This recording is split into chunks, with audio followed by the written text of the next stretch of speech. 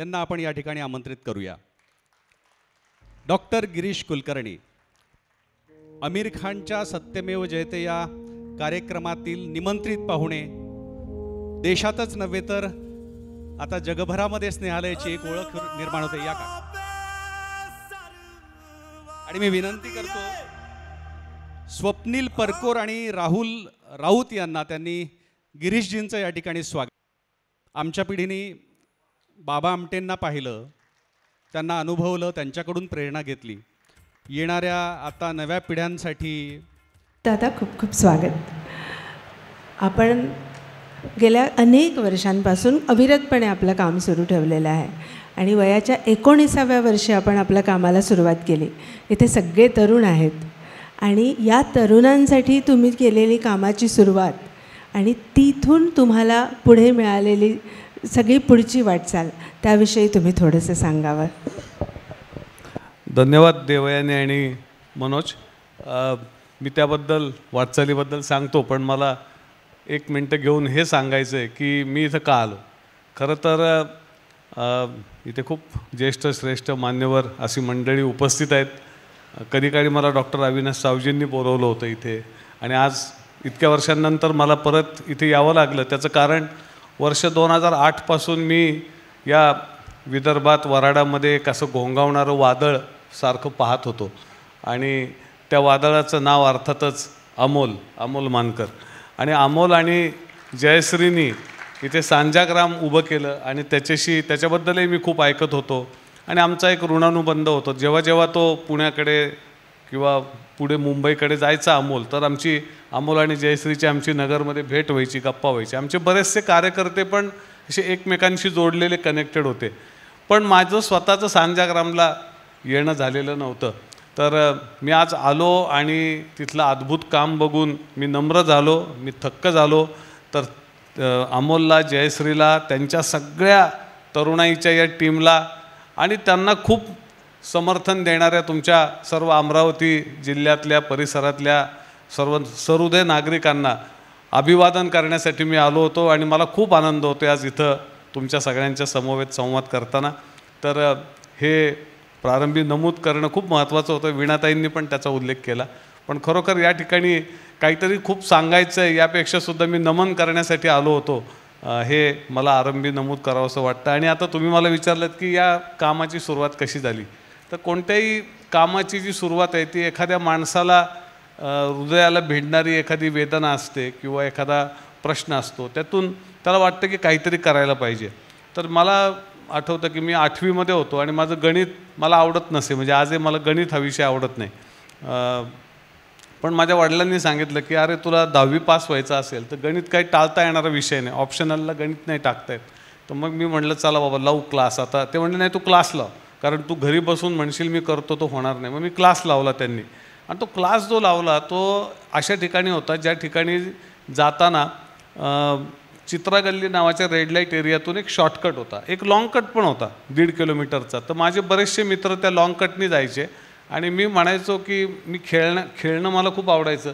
तेवढंच 15-20 मिनटाचा वेळ मिळायचा शॉर्टकट मारल्यामुळे, तर मी म्हणायचो आपण या शॉर्टकटनी जाऊ, आणि मी त्या शॉर्टकटनी जायचो। मी जेव्हा जायचो तेव्हा मी पाहायचो की माझ्याच वयाच्या म्हणजे 13, 14, 15 वर्षाच्या लहान लहान मुली तिथे देह व्यापारासाठी आणून ठेवलेल्या आहेत, आणि त्या बऱ्याचदा नॉर्थ ईस्टमधल्या असायच्या किंवा साऊथ पार्टमधल्या असायच्या भारताच्या। त्यांची भाषा आपल्याला कळायची नाही, आणि त्या मुलींकडनं तिथे अतिशय अमानुष पद्धतीने देह व्यापार करून घेतला जायचा। आणि नगर हे खूप जुनं नाव अहमदनगर, नवीन नाव आता अहिल्यानगर आहे।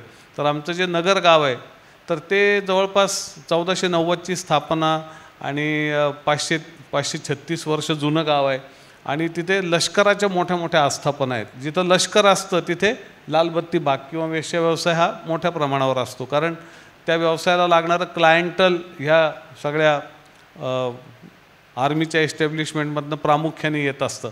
तर त्यामुळे तिथे रेड लाईट एरिया खूप होते। त्याच्यात 4 पैकी एक रेड लाईट एरिया चित्रागल्ली, तर मी तिथनं शॉर्टकट मारायचो आणि मी त्या मुली बघायचो, आणि ते बघून मला खूप दुःख व्हायचं।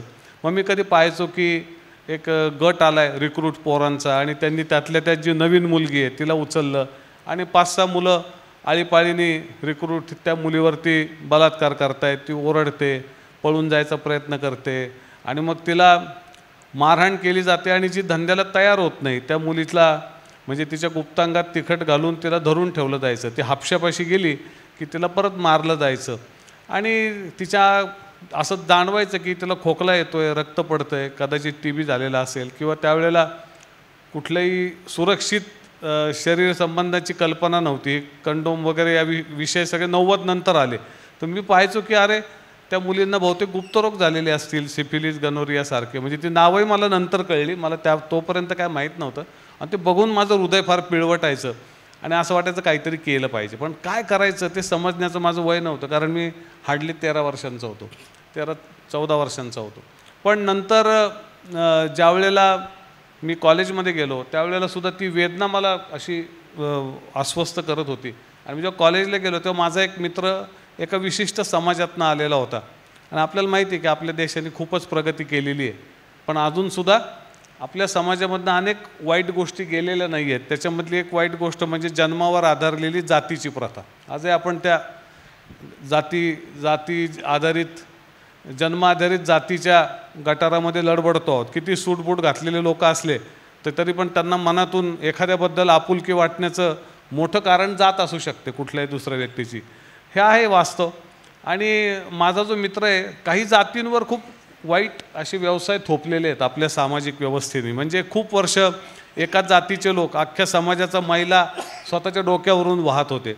किंवा कुठे चोरी दरोडा झाला की आपण पटकन म्हणतो त्या फलाण्या जातीच्या लोकांनी दरोडा घातला असेल. तर एक जातीचे लोक असे आहेत की त्या जातीतल्या मुली आणि बायका यांना देह व्यापारामध्ये वापरलं जातं, डान्स बारमध्ये नाचायला आणलं जातं, तमाशामध्ये त्यांचा उपयोग जास्त प्रमाणावर केला जातो. तर माझा मित्र त्या जातीतनं आला होता आणि मी जेव्हा त्याच्या घरी गेलो आणि मी पाहिलं की त्याची 16 वर्षाची बहीण धंदा करते, एक 40 वर्षाची आई पण धंदा करते, 70-72 वर्षाची म्हातारी आजी पण चहाच्या कपावर गिरायकांबरोबर जाते आणि पुरुष असे बाहेर बसलेले आहेत आणि ते पैसे घेत आहेत आणि गिरायकं सोडत आहेत. हे फक्त मी पूर्वी ऐकलं होतं, पण मी ते जेव्हा समोर पाहिलं तेव्हा मी एकदम म्हणजे माझ्या पायाखालची वाळू सरकली. आणि मी त्याला म्हटलं अरे तुला राग बी घेत नाही का, तुझी आई, तुझी बहीण, तुझी आजी. तो म्हटलं मला जर राग आला तर हे लोक माझा खात्माच करून टाकतील, कारण आमच्या इथं जात पंचायत असते आणि असे निर्णय जात घेते. आणि जातीचं असं मत आहे आमच्या पंचायतीचं की हा आपल्या जातीचा धंदा आहे, तो आपण करायचा. कारण पुरुषांना फुकट खायला प्यायला मिळत होतं, त्यांच्या सगळ्या गरजा भागत होत्या. आणि ते बघून मला त्या क्षणी असं वाटलं की ही परमेश्वराची कृपा आहे. आपल्यापैकी कोणी पण कुठे मरायचं आहे ठरवू शकतो. आपल्याला जिथं जाऊन मरायचं आहे तिथे जाऊन आपण मरू शकतो, पण कुठं जन्म घ्यायचा हे आपल्याला ठरवता येत नाही दुर्दैवाने.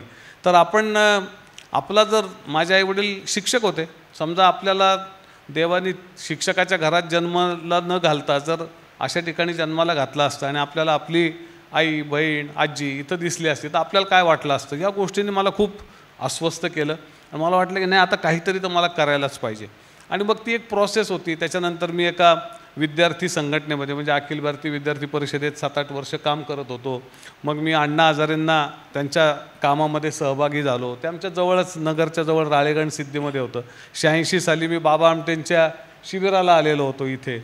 मग तिथे SN सुब्बाराव भेटले, भाईजी, अनेक मोठी माणसं भेटत गेली. आणि मग त्या काळात मला वाचनाची आवड होती. मग डॉक्टर आंबेडकर, महात्मा गांधी, स्वामी विवेकानंद या सगळ्यांच्या महाराष्ट्रातल्या अनेक सामाजिक सुधारणा करणारे सावित्रीबाईंपासून ते धोंडो केशव कर्व्यांपर्यंतचे माणसं, म्हणजे मला चरित्रही वाचायला आवडायची. हे सगळं मी वाचतही होतो. वेगवेगळ्या ठिकाणी जाऊन सूर शोधायचा प्रयत्न करत होतो. लोकांची चांगली कामं चाललेली होती त्या काळात सुद्धा. पण माझ्या असं लक्षात आलं की मला सगळ्यात जास्त अस्वस्थ करणारी गोष्ट म्हणजे लालबत्तीमधल्या बायका, लहान मुलं, लहान मुली हे आहे. आणि त्यानंतर मी इतरांशी बोलायचो, पण प्रत्येकजण म्हणायचं की हे फार वाईट आहे, पण आपण आपले प्रश्न सुटले की मग त्याच्यावर काहीतरी करू. म्हणजे आत्ता लगेच कोणाची करायची तयारी नव्हती. आणि माझ्यासमोर मला अनेक चांगले माणसं भेटले त्या काळात. त्यातमध्ये माझ्या असं लक्षात आलं की कधी करायचं, कारण माझ्यासमोर काही स्वप्न होते. घरचे म्हणायचे की तू UPSC वगैरे कर, कारण तू जर काही अधिकारी झाला तर तुला खूप लोकांचे प्रश्न सोडवता येतील. तू इथे 4 आणि 2 10 लोकांचे प्रश्न सोडवून काय करणार, तू जरा मोठंच काही कर. तर ते पण वाटायचं हां हे करून बघू. तर असं ते वय असतं की आपल्याला वाटतं हे करू ते करू आणि आपण थोडेसे कन्फ्यूज पण असतो नक्की काय करू. पण नंतर माझ्या लक्षात आलं की मला जे अस्वस्थता आलेली आहे की मी नुसता विचार करतो आणि काहीच करत नाही. अशी खूपदा असं असतं ना की आपल्याला वाटतं काहीतरी करावं आणि आपण सारखा तो विचार करतो आणि काहीच करत नाही, मग स्वतःचा राग यायला लागतो आणि मग एक गिल्ट तयार होतो, एक अपराधी भावना मनामध्ये तयार होते की आपण सगळं तर काही बदलू शकत नाही, पण थोडंसं जे करू शकतो ते पण आपण करत नाही. आपण म्हणतो उद्या करू, नंतर करू, हे झाल्यावर करू, ते झाल्यावर करू. तर मला मग सगळ्या घुसळणीमधनं, वैचारिक घुसळणीमधनं आणि खूप लोकांशी बोलल्यावर माझ्या असं लक्षात आलं की आपण स्वतःला 2 प्रश्न विचारले पाहिजे. पहिला प्रश्न आज नाही तर केव्हा, आणि दुसरा प्रश्न मी नाही तर कोण. आणि हे 2 प्रश्न विचारले की आपल्याला उत्तर मिळतं की आपल्याला काहीतरी करायला पाहिजे. तर त्या अपराधी भावनेतून बाहेर पडण्यासाठी म्हणून मला आठवतं की नोव्हेंबर 88मध्ये लालबत्तीत जायला सुरुवात केली आणि पहिला जो कार्यक्रम होता तो 26 जानेवारी 1989चा होता, जेव्हा मी चित्रा गल्ली नावाच्या लालबत्तीमध्ये पोरं गोळा केली होती आणि त्या मुलांच्या सोबत एक झेंडावंदन झालं. आणि तीच खरं तर कामाला सुरुवात होती. तेव्हा स्नेहालय हे नाव द्यायचं वगैरे असं काही ठरलेलं नव्हतं. असं होतं की त्या मनातल्या अस्वस्थतेतनं बाहेर पडायचं. आणि मग त्या दिवशी मला खूप आनंद झाला. मी गल्लीत जायचो, मला मुलं त्या दिवशी मिळाली. ती एक मोठी स्टोरी आहे की मला मुलं बायका देत नव्हत्या, कारण त्यांचा माझ्यावर विश्वास नव्हता. त्या म्हणायचे हा कोण माणूस आहे, याचं काही इंटेन्शन आहे.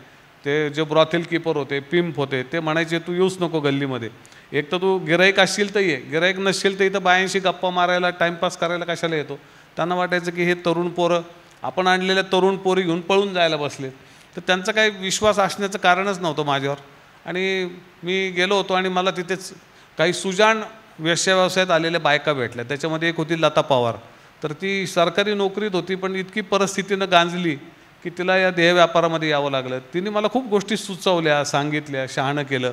अशा अन्य बायका भेटल्या आणि मला पहिल्यांदा त्या दिवशी मुलं मिळाले जानेवारीच्या सुरुवातीला आणि काम सुरू केलं. मला 2-4 मुलं मिळाली मला आणि मला खूप आनंद झाला. आणि ती सगळी मुलं मला अशा बायकांनी दिली की ज्या सकाळी उठल्या की पहिले तोंड धुवायच्या आधी दारू प्यायच्या आणि त्यांना त्यांची मुलं सांभाळणं व्हायचं नाही. त्या म्हणायचे घेऊन जा घेऊन जा. म्हणून मी नेहमी सांगतो की चांगली कामं बऱ्याचदा दारुड्यांपासून सुरू होतात. तर त्यांनी मला ती मुलंच दिली नसती तर पुढं मी काय केलं असतं हा प्रश्न. तर ती मुलं त्यांनी मला दिली आणि म्हणजे गमतीनं म्हणतो मी. तर ती मुलं मिळाली आणि मला वाटलं आता वा मी सुटलो माझ्या एका अपराधी भावनेतून. मी शेवटी 2-4 मुलं आणि 2-3 बायका यांचं काहीतरी माझ्याकडनं होणार आहे. आणि असाच 1 महिना गेला, 2 महिने गेले आणि माझ्या लक्षात आलं की तिथे सगळ्या लालबत्ती भागातून जवळपास 120 मुलं आली आहेत आणि त्यांच्या आया त्यांना सोडायला यायला लागल्या. आणि माझ्याकडे काहीच नव्हतं, फक्त मला भूताच्या गोष्टी यायच्या, लहान मुलांची गाणी यायची, काही भजनं यायची, मी खेळ घेऊ शकायचो वेगवेगळे मुलांचे. आणि एक पाववाला भेटला, तो त्याचे तुकडा झालेले बिस्किटं बेकरीवाला मला द्यायचा, त्याचं नाव शिवशंकर राठोड. मग मी त्या मुलांना बिस्किटं आणि पाव द्यायचो, तुकडा झालेले पाव, बटर कडक झालेले. तर पोरं म्हणायची ही पावशाळा आहे आणि पोरं यायला लागले सगळीकडचे मुलं मुली. आणि नंतर लक्षात आलं की त्या मुलं मुली तुम्हाला कुणी दादा म्हणतंय, कुणी बाबा म्हणतंय आणि त्या अंगाला हात लावायचे. माझ्या लक्षात आलं की ती स्पर्शाला आसुसलेली आहेत मुलं. कारण आपल्याला वाटतं की गरिबाला काय हवं असतं किंवा अनाथाला काय हवं असतं, तर आपण पटकन सांगतो अन्न वस्त्र निवारा. मी सांगतो की एक वेळ ते नसलं तर मुलं राहतील, पण त्यांना स्पर्श फार महत्त्वाचा असतो. त्यांना स्पर्श करणं, त्यांना स्पर्श करू देणं. आणि मग असं वाटायला लागलं अरे बापरे, आपल्याला हे दादा म्हणतात तर आपण तसं वागलं पाहिजे यांच्या दादासारखं. आणि अशा या सगळ्या प्रक्रियेमध्ये मग काही मुलं भेटत गेले. जसं आपण अमोलचा प्रवास बघतो की इथे शेकडो पोरं जोडली गेलेली आहेत, तरुण मुलं. तशी माझ्या भोवती पण मुलं आली. ती अशी वेगळीच होती. म्हणजे मला वाटायचं माझे मित्र माझ्याबरोबर काम करतील, पण नंतर लक्षात आलं की हे मित्र म्हणजे माझे ह्या कामाचे मित्र नाही आहेत. ते म्हणायचे बाबा रविवारी धाब्यावर जेवायला चल, तिथं ते सगळे येणार. पण मी म्हणायचो चला इकडं कामाला या, तर त्यांच्याकडे अनेक बहाणे असायचे, आज हे उद्या ते. माझ्या लक्षात आलं की आपण स्वतः कामाला सुरुवात केली पाहिजे. कारण आपली कल्पना, आपली संवेदना आणि तिसऱ्याचे हातपाय हे मॉडेल काही कधी यशस्वी होत नसतं. सो मी म्हणलं की आपण स्वतःच काम करायला पाहिजे. आणि मग मी छोटंसं काम करायला सुरुवात केली. मुलं येत गेले आणि खरं तर म्हणजे आता जवळपास हा 36 वर्षांचा प्रवास झाला. पण मुलं येत आहेत, महिला येत आहेत, मी चालतो आहे, मलाही मजा येते आहे. तर हा असा मला स्वतःला जे अपराधी वाटत होतं की मी काहीच करत नाही, मला नुसतीच वेदना जाणवते आणि मी याच्यातच खुश आहे की मी किती संवेदनशील आहे, कारण मला वेदना जाणवते. तर ह्या सगळ्या एका सॉर्ट ऑफ अपराधी भावनेची प्रतिक्रिया म्हणून मी कामाला सुरुवात केली. आणि बघता बघता अनेक लोक येत गेले आणि हा स्नेहालयाचं सगळं काम अशा प्रकारे उभं राहिलं. पण सर तुम्ही ज्या पद्धतीने सगळं सांगितलं आजपासून 36 वर्षांपूर्वी, म्हणजे काटा येतो तुम्ही हे सगळं सांगत असताना, ऐकताना. अशा परिस्थितीत तुम्ही घरच्यांना कसं कन्व्हिन्स केलं की मला या क्षेत्रात काम करायचं आहे? त्यांचा विरोध झाला नाही की त्यांच्याकडं तुम्हाला काही वारसा मिळालेला आहे विचारांचा? वारसा म्हणजे मी खूप मोठी लोकं पाहिली माझ्या घरी लहानपणी. माझ्या आईचे वडील स्वातंत्र्य सैनिक होते, वडिलांचे वडील रेव्हेन्यूमध्ये काम करायचे, पण खूप चांगल्या लोकांचा राबता होता त्यांच्याकडे. म्हणजे माझ्या घरी मी लहानपणी अच्युत पटवर्धन, मधुदंड होते, सेनापती बापट, आमच्या नगरच्या भागातली जी मोठी माणसं होती, खास करून स्वातंत्र्य चळवळीतली, ती सगळी मी खूप जवळून पाहिली. आणि हे लोक स्वातंत्र्य चळवळीच्या वातावरणामध्ये घडलेली माणसं होती. त्यांच्यावरती एक मूल्याचा संस्कार होता, एक देशभक्तीची प्रेरणा होती, जगण्यात साधेपणा होता. म्हणजे अगदी त्या माझ्या आजोबांचे मित्रमंडळीतला जो पाटील होता खूप श्रीमंत, तोही तसाच राहायचा जसे सगळेजण राहायचे. असं नाही की त्याचं जगणं वेगळं होतं पैसे असले तरी. तुम्ही पाहायचो ही सगळी अशी लोकं अवतीभोवती. पण खरं सांगायचं तर जे ह्यातून तुम्हाला वेगळ्या वाटेने जायचं धाडस मिळतं की या लोकांनी पण वेगळ्या वाटेने गेले हे सगळे माणसं. पण खरं तर जी प्रेरणा असते ती तुम्हाला तुमच्या समोर जो प्रश्न उभा राहतो त्यातूनच तुम्हाला ती प्रेरणा शोधावी लागते. जशी मला आजही मला प्रेरणा देणारी गोष्ट कोणती आहे तर कुणी कौतुक करतं, बरं वाटतं, पण एवढं नाही बरं वाटत की ती तुम्हाला कामाची सातत्याने प्रेरणा देईल. मला असं सारखं वाटतं, अरे अजूनही या भारतामध्ये कमीत कमी 20 लाख मुलं रस्त्यावर आहेत, कमीत कमी 70 लाख बायका देह व्यापारात आहेत, त्याच्यातल्या निम्म्या अल्पवयामध्ये धंद्यामध्ये आणून विकल्या गेल्यात. रोज 110 बलात्कार होतात, नोंदलेले, न नोंदलेले किती असतील माहीत नाही. दरवर्षी भारतातून 2 लाख अल्पवयीन मुलं जगाच्या देह व्यापाराच्या बाजारात आजही विकली जातात. आणि मग मला असं वाटतं की ती काय म्हणू, सिम्पथी टू एम्पथी, म्हणजे त्याच्यात माझं कुणी असेल तर मला चालेल का? आज ते दुसऱ्याची पोरं आहेत म्हणून मला चालते, दुसऱ्याची बहीण आहे, आई आहे, मुलगी आहे म्हणून मी म्हणतो जाऊ द्या, माझ्यापर्यंत नाही आलं, पण ते माझं कुणी असेल तर मला चालेल का? आणि ती एम्पथी तुम्हाला काम करायला खूप अशी इन्स्पायर करत असते. तर या सगळ्या प्रवासामध्ये या प्रेरणा वगैरे सोबत असतातच तुमच्या, पण तुमच्यासमोर जो तुम्ही ज्याच्याकडे बघून सतत प्रेरणा तुम्हाला मिळते तो तुमचा तिलिस्मात असतो. आणि मग मी आता जे तरुण लोक आहेत मी त्यांनाही सांगतो की खूप कामं तुम्ही पाहतात, पण तुम्ही तुमचा तिलिस्मात निवडला पाहिजे की तुम्हाला कोणत्या गोष्टीने खूप जास्त अस्वस्थता वाटते, कारण त्याच गोष्टीसोबत तुम्ही जास्त काळ काम करू शकता.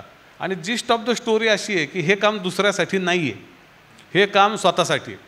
म्हणजे मला दारात येऊन कोणी सक्ती केली नाही, माझ्यावर काही कंपल्शन नव्हतं की हे काम मी सुरू करावं, लालबत्तीत मी जावं, हे मलाच वाटलं म्हणून मी गेलो, मलाच अस्वस्थता आली म्हणून मी गेलो. जेव्हा आपण असं मानतो ना की ही माझी गरज आहे, माझ्या आत्म्याची, माझ्या स्वतःची गरज आहे, त्यावेळेला तुम्ही चॅलेंजेस येतात पण सातत्याने तुम्ही काम करत राहता, कारण हे तुम्ही तुमच्या स्वतःसाठी करत असलेलं काम असतं. जसं एखादा व्यापारी असतो, त्याला नफा मिळवायचा असतो, तो सकाळ झाली की त्याला धंदा आठवतो, तो लवकर जाऊन काही झालं ऊन वारा पाऊस तो त्याचं शटर उघडतो आणि व्यवसाय चालू करतो, त्याचे ते मिशन असतं स्वतःचं. तसं हे आपलं स्वतःचं मिशन आहे असं वाटल्यामुळे या सगळ्या प्रवासामध्ये म्हणजे टिकायचं एक सामर्थ्य मिळत गेलं आणि मिळतंही आजसुद्धा. तर असा हा सगळा जर्नी. त्यावेळी 36 वर्षांपूर्वी रेड लाईट एरियामध्ये काम करायचं जेव्हा एक तरुण मुलगा घरातला सांगतो, कुटुंबाच्या मानसिकतेबद्दल सांगायचं तर असं आहे की तुम्ही जर फुल मॅड म्हणजे हाफ मॅड असले तर लोक तुम्हाला येऊन खूप सल्ले देतात. म्हणजे तुम्ही जर विचारलं काय बरं माझ्या मनात खूप संवेदना निर्माण झाल्यात, मी काय करू, तर तुम्हाला आई वडील भाऊ बहीण मित्र मैत्रिणी नातेवाईक शिक्षक 100 सल्ले देतील.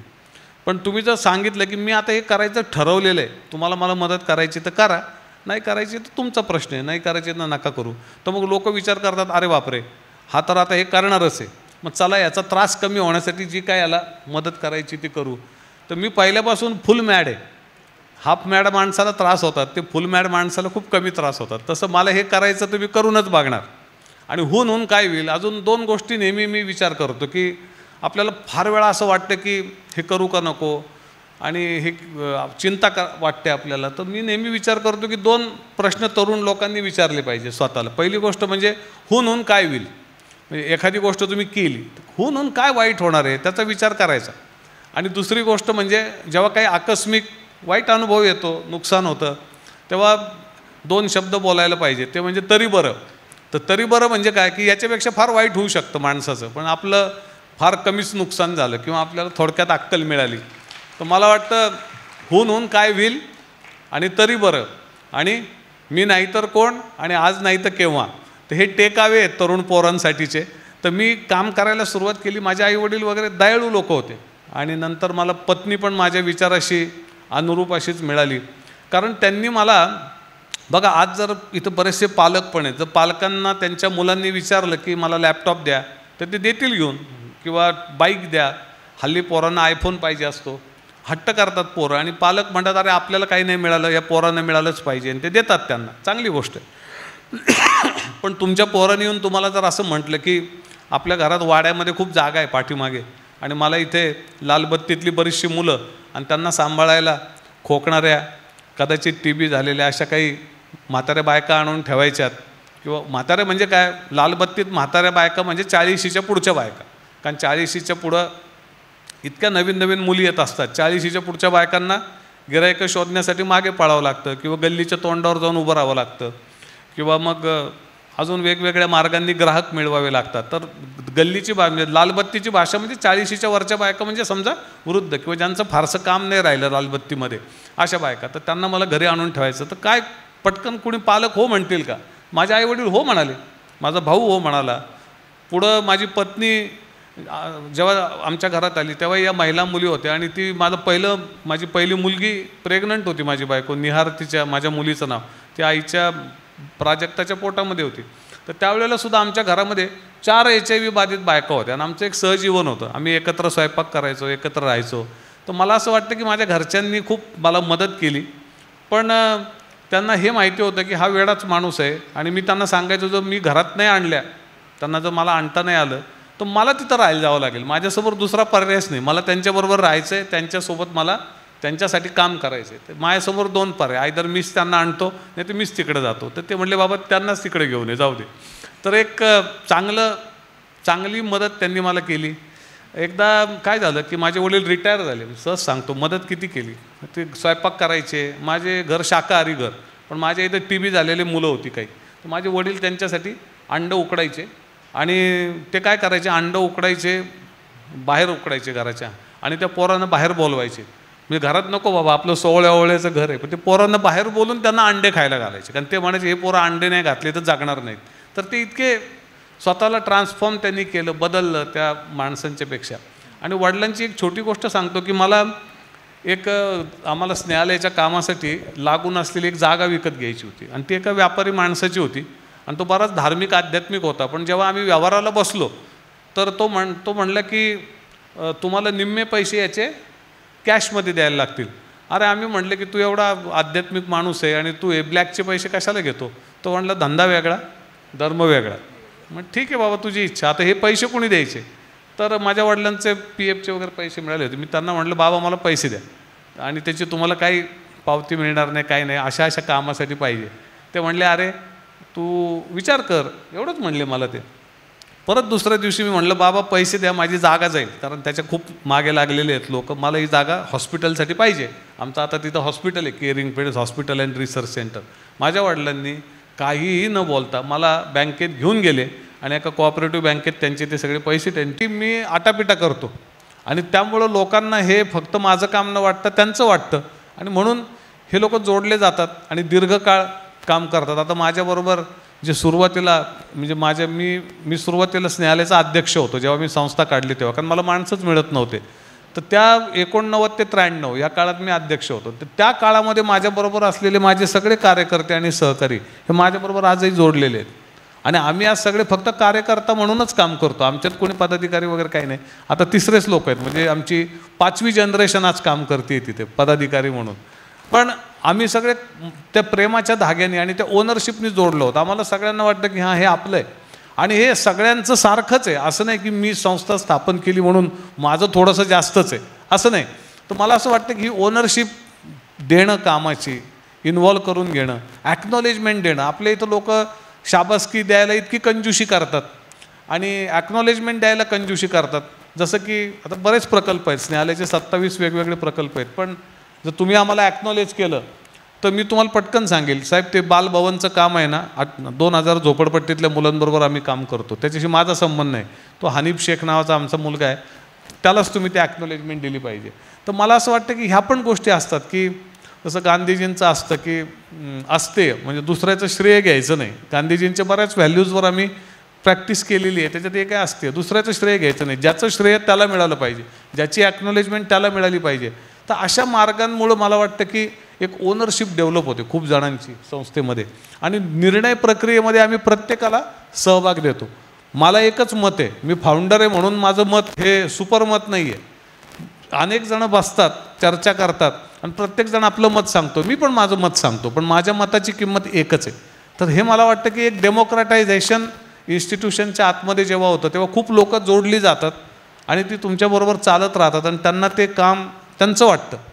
तर या गोष्टी प्रॅक्टिसेस काय आम्ही केल्या संस्थेमध्ये, त्याच्यामुळे चांगली टीम तयार झाली. इतकी स्पष्टता तुमच्या विचारांमध्ये आहे. गांधीजींचाही तुम्ही उल्लेख केला, पण या सगळ्या कामामध्ये आणखी कोणत्या महापुरुषांचा प्रभाव किंवा त्यांची कुठली मूल्य तुमच्या कामामध्ये दिसून येतात? हां, म्हणजे मला जास्त ऑफकोर्स म्हणजे उल्लेख सगळ्यांचंच काय काय आपल्याला पटत असतं. जसं स्वामी विवेकानंद म्हणतात की देशद्रोही म्हणजे असा व्यक्ती की जो स्वतःचे कौशल्य, क्षमता आणि संसाधनं याचा आपल्या समाजातल्या दीन, दलित, गरीब बंधू भगिनींसाठी उपयोग करत नाही, मी त्याला देशद्रोही म्हणतो. किंवा स्वतःसाठी जागला असतं कायमचं मेलास, इतरांसाठी मेलास तर अमर झाला. स्वामीजींचे असे अनेक कोट्स आहेत. किंवा स्वामीजींचं प्रसिद्ध इन्स्पायरिंग कोट म्हणजे शिवभावे जीवसेवा. तुम्ही जेव्हा कोणाची सेवा करता तेव्हा तुम्ही हा भाव मनामध्ये ठेवा की परमेश्वर त्या ठिकाणी वसतो आहे आणि मी परमेश्वराची सेवा करतो आहे. तर मला असं वाटतं की हे स्वामीजींचे विचार. किंवा डॉक्टर बाबासाहेब आंबेडकरांनी सांगितलं की तुम्ही जर सामाजिक आणि आर्थिक समतेवर काम केलं नाही तर प्रगतीचं आणि विकासाचं काम, कुठलंही काम हे शेवटी सामाजिक हिंसेकडे आपल्याला घेऊन जाणार आहे. छोटंसं वाक्य आहे, तुम्ही त्याचा सखोल विचार करा, तुमच्या लक्षात येईल की याच्यामध्ये कितीतरी अर्थ दडलेला आहे. किंवा गांधीजींचे तर अनेक कोट्स आहेत, be the change you wish to see in the world. इथपासून ते गांधीजींच्या सगळ्या विश्वस्त भावना असेल, अपरिग्रह, अस्तेय, सत्य, सत्याग्रह, कितीतरी गोष्टी ज्याच्यावर आम्ही प्रॅक्टिस करायचा प्रयत्न केला. पण याच्याशिवाय खूप लोक आहेत की ज्यांचा प्रभाव पडला.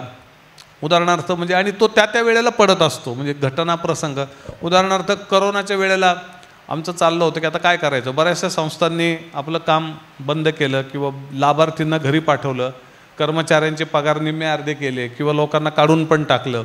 मग न्यायालयाने ठरवलं की या संस्थेचे खरे मालक चालक हे इथले लाभार्थी आणि आपले कर्मचारी आहेत, तेच त्यांचीच खरी संस्था आहे. आपण इथे आनंद घ्यायला आलो तर आपण काम केलं पाहिजे. आणि मग आम्हाला रेफरन्स काय मिळाला तर आपल्यापैकी खूप लोकांना माहिती आहे सावित्रीबाई फुले आणि महात्मा ज्योतिराव फुले. फारच प्रचंड मोठं काम, त्याच्याबद्दल बोलण्याचा विषय मोठाच आहे. पण छोटीशी गोष्ट होती की सावित्रीबाई कशा मेल्या हे फार थोड्या लोकांना माहिती आहे. तेव्हा पुण्यामध्ये प्लेग चालू होतं आणि त्यांचा मुलगा यशवंत हा डॉक्टर होता आणि त्यांनी आईला सांगितलं की आता प्लेग चालू आहे. तेव्हा ज्योतिराव वारलेले होते. त्यांनी सांगितलं की तू घराच्या बाहेर पडू नको. ती म्हणली अरे आजूबाजूला इतके माणसं मरत आहेत आणि मौती करायला कोण नाही, तर मी तर मौती करणारच. आणि त्या वृद्धावस्थेत प्रत्येक आजूबाजूच्या मेलेल्या माणसाच्या खांदा देत राहिल्या, प्रेत बांधत राहिल्या आणि असं करता करता त्यांना पण प्लेग झाला आणि त्यांचं पण त्याच्यामध्ये देहावसन झालं. आम्ही म्हटलं की त्या काळामध्ये 150 वर्षापूर्वी सावित्रीबाईंचे आपण नाव घेतो, पण आज सावित्रीबाई असत्या तर त्यांनी काय केलं असतं. ते प्लेग करोनाची साथ चाललेली आहे, ते पळून गेले असतं का नाही. आपण त्यांचं नाव घेतो तर आपण काम करायला पाहिजे. मग त्यावेळेला आम्ही सगळ्यांना ही गोष्ट आवर्जून सांगितली आणि त्यातून एक प्रेरणा मिळाली. किंवा मला ज्यांनी खूप शिकवलं लालबत्तीमध्ये काम, तर माझ्या एक गुरु होत्या विजयाताई लवाटे. तर त्यांनी 1975मध्ये लालबत्तीत पुण्याला काम सुरू केलं. त्या बाईकडनं मी फारच शिकलो. दुसरा एक प्रीती पाटकर, त्यांनी मुंबईला प्रेरणा संस्था चालवतात, कामाटीपुऱ्यात त्यांनी 86-87मध्ये कामाला सुरुवात केली आणि सगळ्यात डेंजरस एरियामध्ये एकटी मुलगी जाऊन काम करायला सुरुवात केली. ती एकटी होती ज्यावेळेला तिने प्रेरणा काढली. पण विजयाताईंच्या मला खूपच आठवणी आहेत. मी एकदा लालबत्तीतल्या पुण्यातल्या बायका त्यांनी माझ्याकडे पाठवल्या आणि सांगितलं की यांना HIV झाला आहे आणि यांना घरवाली ठेवून घेत नाही. त्या अशाच खोकत होत्या आणि त्यांच्यामुळं तिथे गिराईक येत नाहीत म्हणून त्या बायका बुधवार पेठेतल्या ब्रॉथेलमध्ये गेल्या की त्या मालकिणी त्यांचे लोक त्यांना मारायचे. मग त्यांचं काय करायचं ते त्या ताईंनी माझ्याकडे 4-5 बायका पाठवल्या. मी त्यांना माझ्या घरीच, वाडा आहे माझा मोठा, तिथे ठेवलं मग काय करायचं त्यांना ठेवून? मग थोड्या दिवसांनी त्यांना TB वगैरेचे औषधं देऊन बरं केल्यावर त्यांना आम्ही कॅन्टीन काढलं आणि ते कदाचित HIV बाधित लोकांनी काढलेला पहिला व्यवसाय असेल सामुदायिकरित्या काढलेला, आणि ते चांगलं चालायला लागलं कारण लोकांना काही माहीत नव्हतं की या पॉझिटिव्ह बायका आहेत. पुढं काय झालं की ते चांगलं चालायला लागल्यावर त्यातल्या बायका एक दिवस मला सारख्या म्हणायला लागल्या, आम्हाला घरी जायचं आहे, आम्ही जाऊन परत येतो. मी म्हणायचो नाही नाही, मी तुम्हाला जाऊ देत नाही, कारण तुम्ही आजारी आहे, म्हणजे मला माहिती आहे तुम्हाला HIV झाला आहे, तुम्हाला TB आहे, तुम्ही जाऊ नका, माझ्या इथं राहा. एकदा त्या माझ्याकडनं एकदा सकाळी पळून गेल्या. पळून गेल्यावर मी गेलो पुण्याला आणि मी त्या विजयाताईंना म्हटलं, हो ताई तुम्ही दिलेल्या बाया पळून गेल्या, आता माझं फार नुकसान झालं, मी त्यांच्यासाठी एवढं कॅन्टीन काढले आणि तिथं आता ते मी चालवत बसू का चहा बिया? मी पूर्वी करत होतो व्यवसाय, पण मी तो सोडून दिला होता कॅन्टीनचा व्यवसाय, त्याचेच भांडे कुंडे देऊन मी हा व्यवसाय त्यांना करायला लावला होता. तर त्या म्हणलं चल आपण त्यांना वठणीवर आणू. त्यांचा शब्द वठणीवर आणू त्यांचा फार आवडीचा शब्द असायचा. आम्ही गेलो लालबत्तीमध्ये आणि आम्हाला बघून त्या बायका गायब झाल्या, सापडेनाच. मग आम्ही म्हटलं आपण आता त्यांना बरोबर पकडू. मग तिथं बुधवार पेठेत समाधान नावाचं हॉटेल आहे चौकामध्ये, बुधवार पेठेत, तिथं आम्ही बसलो, मिसळ खाल्ली आणि 2 तासाने आम्ही परत आलो. तेव्हा अंधार पडलेला होता. त्या बायकांना वाटलं आता हे गेले आणि आम्ही त्या धरल्या बायका आणि मग त्या इतक्या जोरात ओरडल्या, काय गं काही तुला लाजबीज, हे पोरगं तुला इथून नगरला घेऊन गेलं आणि तू मधनंच अशी पळून आली, त्यांनी तुझ्यासाठी हॉटेल काढलं आणि तुला दररोजचे 70-80 रुपये तो देत होता आणि तुम्ही सगळ्या पळून आल्या. काही थरथर कापायला लागल्या आणि मला म्हणले की ह्यांच्याकडनं पैसे वसूल करायचे आपल्याला, गिरीश सोडायचं नाही, आपण यांच्यासाठी फार केलं आणि ह्या कशा पळून आल्या वगैरे. तर त्या बायका म्हणल्या की काहीच 2 मिनटं कोणीच काही बोललं नाही. मग ती जी कमल शेख नावाची बाई होती त्यामुळे मी सांगू का ताई तुम्हाला की इथं एक माणूस आहे रिक्षावाला, त्याच्यावर माझं प्रेम आहे आणि मी आता 1.5 वर्ष याच्याकडं राहिले गिरीशकडं आणि मी तिथं काय माझी तक्रार नाही, मी खूप आनंदी आहे. पण अहो माणूस आहे ना, माणसाला वाटतं ना प्रेम कधीतरी. आता मी तरी किती काळ वाट बघू, मी भेटायला म्हणून इथं आले आणि त्या विजयाताईंच्या डोळ्यातून असं एकदम पाणी यायला लागलं आणि मी म्हटलं काय करायचं?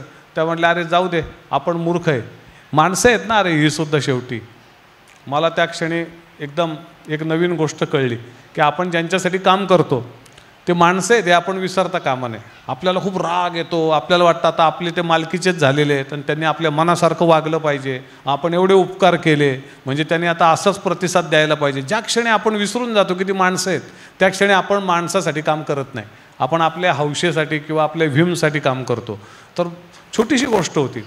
एकदा मी त्यांना फोन केला की त्यांचं टाइम्स ऑफ इंडियात बातमी आली, त्यांना तो एक पुरस्कार मिळाला होता, वसंत व्याख्यानमालेमध्ये त्यांना बोलवलं होतं, तो पुरस्कार वगैरे, आणि त्यांच्या नवऱ्याला कॅन्सर झाला होता. तर ती बातमी वाचून त्यांना फोन केला आणि म्हटलं हो ताई काका कसे आहेत? ते म्हणे काका वारले काल. म्हटलं काल काका वारले आणि तुम्ही आज भाषणाला गेल्या होत्या का? 2 दिवसापूर्वी काका वारले आणि तुम्ही काल भाषणाला गेल्या होत्या का तिथे टिळक स्मारक मंदिरात? ते म्हणे हो. मग आता ते काय त्यांचं हयात होते तोपर्यंत त्यांचं केलं, आता ते गेले, आता आपलं काम महत्त्वाचं आहे ना, म्हणून मी गेले आणि व्याख्यान दिलं. म्हणजे काल नवरा मेला, दुसऱ्या दिवशी बाई जाऊन वसंत व्याख्यानमालेत 1.5 तास व्याख्यान देऊन आली. त्याचा टाइम्स ऑफ इंडियातला वृत्तांत मी वाचला. मी म्हणलं अरे बापरे, मी येतो तुम्हाला भेटायला. मला म्हणले मेल्या माझ्याकडे येऊ नको, माझा वेळ खाऊ नको, पहिलेच माझ्या नवऱ्यासाठी मी खूप वेळ दिला, आता तू दुसऱ्या कामासाठी पुण्याला आला तर मला भेटायला ये, कारण तू येऊन बसशील माझ्या डोक्यावर आणि तुझ्यासाठी मला रडत बसावं लागेल आणि वेळ घालावा लागेल. आता माझ्याकडे वेळ नाही बाबा, मला काम करू दे. मी जेव्हा आमच्या इथं आमिर खान यायचा होता, सत्यमेव जयतेचा मोठा कार्यक्रम ठरवला आणि त्या कार्यक्रमाच्या आधी 2-3 दिवस माझे वडील अचानक वारले आणि माझे एकदम मी हतबुद्ध झालो, कारण मी असं बोललो, रात्री त्यांना अटॅक आला, कार्डियक अरेस्ट बसला आणि ते गेले. आणि सगळे म्हणले आता काय करायचा, कार्यक्रम पुढं घालायचा का मागे घालायचा? मी म्हटलं थांबा, माझी जी गुरु आहे तिचा नवरा आदल्या दिवशी वारला, ती दुसऱ्या दिवशी जाऊन वसंत व्याख्यानमालेत बोलून आली आणि नंतर तिने लोकांना सांगितलं सातवनाला येऊ नका, मला वेळच नाही आहे तुमचं सातवन घ्यायला, काय असेल पोस्टकार्ड पाठवा, झालं सातवन, नाही तर फोनवर बोला, इथे येऊन बसले तर कामधंदा सोडून मला बसावं लागेल. आता मला मग ते बाबांचं ओळी गायला ना आपल्या कार्यक्रमाच्या सुरुवातीला, शृंखला पायी असू दे मी गतीचे गीत गाई, दुःख उधळा यासा आता आसवांना वेळ नाही. तर मी म्हटलं अरे आपल्याला नाही रडून चालणार. मी लगेच त्यांचं क्रियाकर्म केलं आणि संस्थेत जाऊन कामाला सुरुवात केली. लोक यायचे, त्यांना लोक सांगायचे तिकडे भेटायला जा, तिथं चहा प्यायचो, गप्पा मारायचो. तर मला असं वाटतं की हा जो रॅशनल ॲप्रोच तुमच्या आयुष्यात येतो, अनेक लोकांकडनं मी ह्या गोष्टी अशा शिकलेलो आहे. म्हणजे ती बाबा आमटेंकडनं फार गोष्टी शिकलो, अण्णा हजारेंकडनं फार गोष्टी शिकलो. त्यांच्या सहवासात तुम्ही शिकत जाता, गुरु होत जाता. यस. तुम्ही वडिलांचा उल्लेख केला त्यांच्या शेवटचा, तर मला एकदम भगतसिंगांवरचं ते आठवलं की मेरे जज्बातों से इतनी वाकिफ़ है कलम मेरी, मैं इश्क भी लिखने जाऊं तो इनकलाब लिखा जाता है. क्या बात है. वाह वाह वाह वाह वाह वाह, बहुत खूप. वेळेचं बघा बरं का लोक सगळे मंत्रमुग्ध झाले आहेत, कारण हे फार वेगळं आहे. आणि तुम्ही मगाशी माणसा होत आपण, आणि ते माणूसपणच समाज विसरत चालला आहे असं दिसतं आहे. आणि या विषयावर तुम्ही एक सद्भावना यात्रा काढलेली होती, त्याविषयी आम्हाला थोडक्यात जरा सांगा. आम्ही तरुणाईसाठी जे काम करतो त्याचं नाव आहे युवा निर्माण. तर आपल्याकडे आम्ही पहिली सायकल आम्ही दरवर्षी शिबिरं घेतो आणि चेंज मेकर्सला मुलांना भेटवतो आणि काम करायची त्यांना प्रेरणा आणि आयडियाज देतो आणि नंतर हँड होल्डिंगसुद्धा करतो. तर 2021ला आपल्याकडे आझादीचा अमृत महोत्सव होता, म्हणून आपल्याकडे इव्हेंट चालले होते. तर आम्हाला असं वाटलं की हे इव्हेंट करून काही मिळणार नाही तरुणाईला, नुसतंच गाणे गायचे, डान्स करायचा, स्वातंत्र्य चळवळीतले काही प्रसंग साधत त्यांनी काय साध्य होणार. तर तरुणाईसाठी काहीतरी केलं पाहिजे. आणि त्यावेळी देशात बरेच प्रश्न असले तरी आम्हाला असं वाटलं की सगळ्यात मोठा प्रश्न आहे सद्भावनेचा. कारण आज आपला जो देश आहे, अगदी खरं खरं बोलायचं तर आपण एक राज्य आहोत, पण आपण एक देश आहोत का याच्यावर विचार करा. देश म्हणजे एका समान भावनेने जोडलेली माणसांचा समूह. इस्रायल हा एक देश आहे, बरोबर का. तिथं ते सगळे लोक एका भावनेने जोडलेत. आणि आपल्या इथं काय, आपल्या इथं एक राज्य आहे, म्हणजे सगळे पंतप्रधान, मुख्यमंत्री, सगळे प्रशासन सगळ्यांसाठी एक आहे, राज्य एक आहे. पण देश खूप झाले. कारण देश म्हणजे ज्या वेळेला तुम्हाला आपण एक आहोत आणि इतरांपेक्षा वेगळे आहोत असं वाटतं, तेव्हा तुमचा देश असतो. आणि आज आपण पाहिलं तर जातीच्या, धर्माच्या, भाषेच्या, पंथाच्या, पोटजातींच्या आधारावरती माणसांचे असे तुकडे तुकडे झालेत. तर आम्हाला वाटलं की आता या सद्भावना परत जागृत केली पाहिजे लोकांची, म्हणून आपण एक सद्भावना यात्रा काढू आणि ती बांगलादेशला काढू. कारण बांगलादेश म्हणजे काय की ते एकतर भारतीय संस्कृती जपणारा असं भारतानंतरचा देश म्हणजे बांगलादेश. तिथं तुम्हाला खऱ्या अर्थाने भारतीय संस्कृती बघायला मिळते. सगळ्या नद्यांचे नावं, पद्मा, मेघना, आजही कोणी तिथले गावांचे नावं, नारायणपूर, रंगपूर, ईश्वरपूर, अजूनही तिथं कोणी म्हणत नाही की आता हे गावं बदलून टाका. म्हणजे तिथे आता बरीच राजकीय उलथापालथ झाली. पण समाज जीवनामध्ये या गोष्टींना, म्हणजे ती सांस्कृतिक अस्मिता आहे आपली, ती सांस्कृतिक गोष्टी आहेत, त्या धर्माच्या पलीकडे आहेत असं तिथं अजूनही लोकांना वाटतं.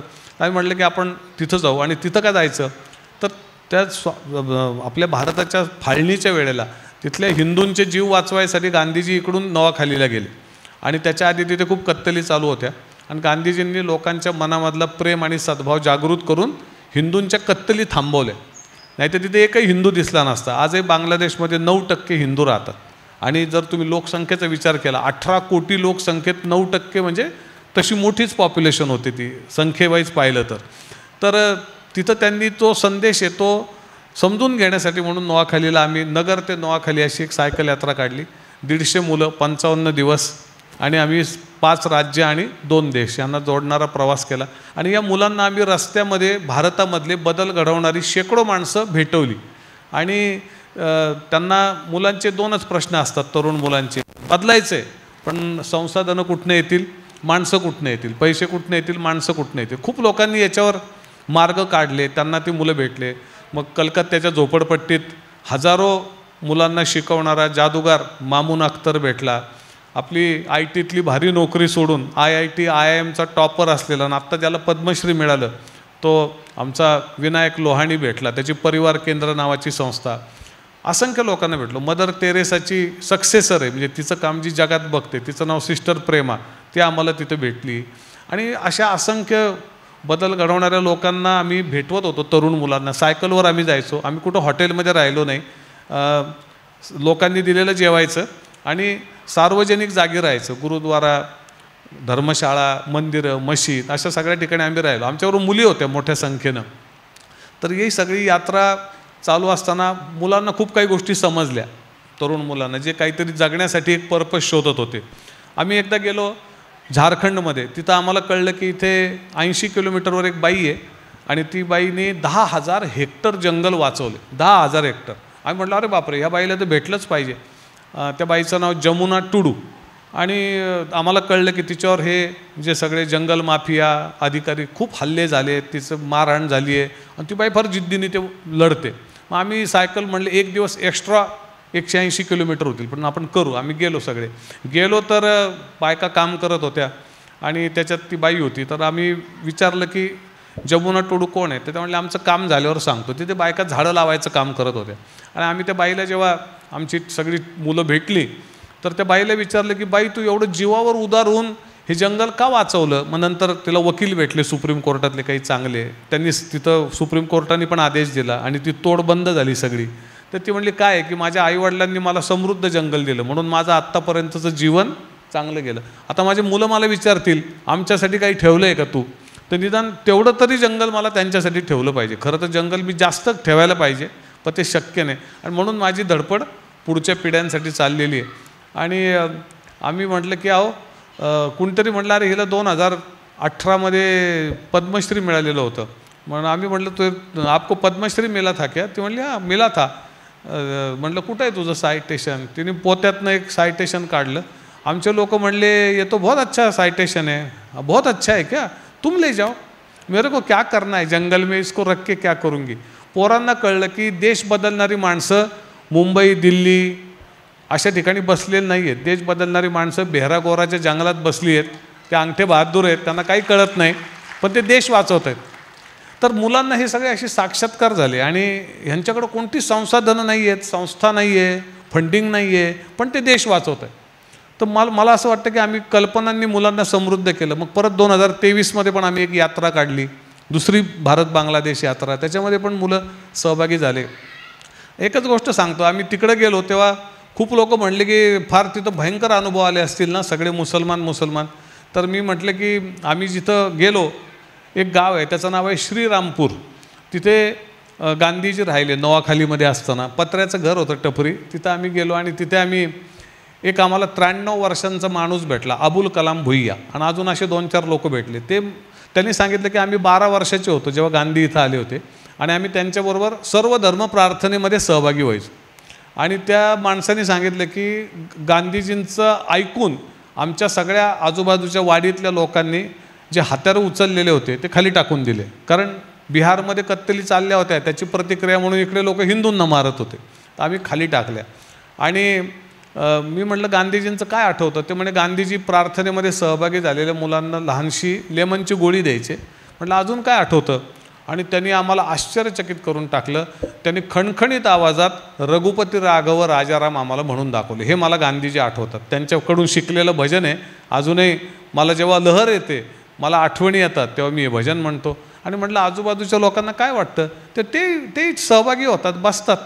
कारण ते भजन एक बंगालीमध्ये सुद्धा आहे, रघुपती राघव राजाराम. आणि मी जेव्हा लोकांना सांगितलं की आपण ही जी लोकांच्या मनामधली जी भावना आहे, तिथं लोक अजूनही द्वेष करत नाही आहेत. आणि ते त्या ठिकाणी जिथे शब्दांनी प्रेमाने सगळं बदललं. आणि तुम्हाला माहिती आहे की व्हाईसरॉयनी इंग्लंडच्या राणीला लिहिलं की माझ्याकडे 6 डिव्हिजन सैन्य आहे, म्हणजे 1.5 लाख सैन्य आहे, पण पंजाब आणि सिंधमधून रोज प्रेतं भरून मालगाड्या येत आहेत दिल्लीला आणि ते मी थांबवू शकत नाही. तिकडे 1 मॅन आर्मी आहे आणि शांतता झालेली आहे त्या 1 मॅन आर्मीमुळे. तर मुलांना आम्हाला प्रेमाचं महत्त्व, सद्भावनेचं महत्त्व, आपले जे चुकीचे दृष्टिकोन आपण डोक्यामध्ये भरून घेतो आणि मग आपल्या डोक्यामध्ये आपण जे वास्तव आहे त्याच्यापेक्षा वेगळाच विचार करायला लागतो. तर आम्हाला असं वाटलं की हे सगळं आम्ही पाहिलं.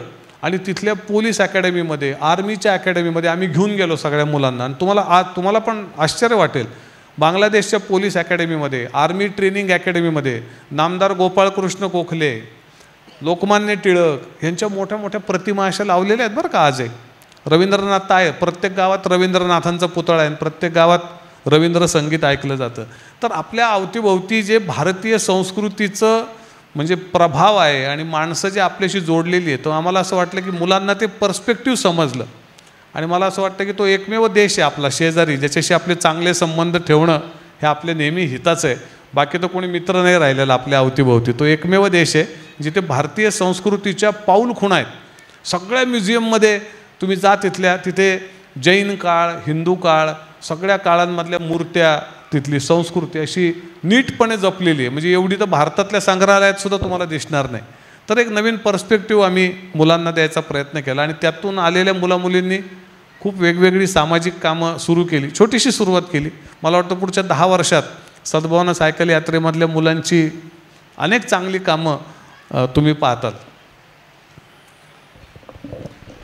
36 वर्ष आणि इतका मोठा प्रवास. एक शेवटचा प्रश्न आपण घेऊयात. इथे बऱ्याच मोठ्या प्रमाणात तरुण आहेत. तर ही जी शोधयात्रा आहे ही स्वतःच्या संदर्भात, म्हणजे आपण ज्याला म्हणूया आपल्या आयुष्याचा पर्पज कसा शोधायचा, त्यामध्ये तुम्ही आम्हाला जरा मदत करा. मला वाटतं की ही जी तरुण मुलं सगळी इथं बसली आहेत आणि ते ऑलरेडी कुठे ना कुठे काम करत आहेत, अमोलबरोबर, जयश्रीबरोबर. तर त्यांनी असं करावं की त्यांनी, मला वाटतं की जिथं जिथं त्यांना असं वाटतं की मला इथं काहीतरी मदत केली पाहिजे, मला इथे काहीतरी करता येईल, त्या गोष्टी आहे ना करून पाहायला पाहिजे. आणि ते करून पाहणं फार महत्त्वाचं आहे. ते करून पाहता पाहता तुम्हाला शोध लागेल की हे काम आहे हे तुमच्या आत्म्याला जास्त आनंद देणार आहे आणि तुम्हाला तुमच्या जगण्याचा जो उद्देश आहे तो जास्त परिपूर्ण करणारा असं आहे. तुम्ही वेगवेगळ्या संस्थांमध्ये गेलं पाहिजे, तिथे जाऊन त्यांचं काम पाहिलं पाहिजे. आणि तिथे नुसतं काम बघून काहीच उपयोग नाही. तुम्ही आठवडा राहिलं पाहिजे. कारण तुम्ही जेव्हा प्रत्यक्ष काम करताना तेव्हा तुम्हाला इंटरॅक्शन करता येते आणि तुम्हाला तुमच्या कामाचा काय परिणाम होतो तो प्रतिसादसुद्धा अनुभवता येतो. आणि ऑफकोर्स जे इथले मुलं आहेत अमरावतीचे, त्यांच्यासाठी सांजाग्राम म्हणजे एक अतिशय जबरदस्त गोष्ट आहे. समर्पण फाउंडेशन, त्याचे सगळे उपक्रम हे तुमच्यासाठी खूप पथदर्शी आहेत. आणि समर्पण फाउंडेशन तुम्हाला अनेकांशी जोडू शकतं. तुम्हाला स्नेहालयशी जोडू शकतं, प्रयासशी जोडू शकतं. असंख्य सामाजिक संस्था का इथे मतीन भोसले बसलेले आहेत, त्यांची पण एक संस्था आहे जे इथे मंगरूळ चवळ्याला 500 पारधी मुलं सांभाळतात. अनेक संस्थांशी तुम्हाला जोडल्या जातील. आमच्या वीणाताई गोखले, त्यांचा संपर्क आता ऑलमोस्ट 300 संस्थांना त्या व्यवस्थित ओळखतात महाराष्ट्रातल्या. तो एनसायक्लोपीडिया झाल्यात. तुम्ही त्यांना विचारलं मला या विषयात काम करायचं, कुठं जाऊ, कोण चांगलं काम करतं ते आम्ही पण तुम्हाला कनेक्ट व्हायला मदत करू. तर मला असं वाटतं की घाबरून जाऊ नका की तुझं कसं होईल, सारखे लोक म्हणतात, मग आता पटकन पैसे मिळवायला पाहिजे किंवा अशा त्या प्रेशरमध्ये येऊ नका. काही कोणी असं उपाशी मारणार नाही. थोडंसं काम 2 तास करणारा माणूस पोटभर जीवू शकतो. पण तुम्ही स्वतःच्या आयुष्याचा उद्देश शोधण्यासाठी भरपूर वेळ द्या. आणि दुसरी गोष्ट म्हणजे काही गोष्टी तुम्ही ठरवा कशा करायच्या त्या, पण जरा बघा तुमचा मोबाईलमध्ये किती वेळ जातो. तरुण मुलांचा कितीतरी वेळ त्यांचा इंस्टाग्राम, फेसबुक, व्हॉट्सॲपवर जातो. तर मला असं वाटतं की तुम्ही एक लिमिटेड टाईम ते बघू शकता, पण रोजचं 2 तास कुठंतरी जाऊन काम करा. आणि आता आमचं शिक्षण पूर्ण झाल्यावर, नोकरीला लागल्यावर, लग्न झाल्यावर काहीतरी आपण करू असा विचार करू नका.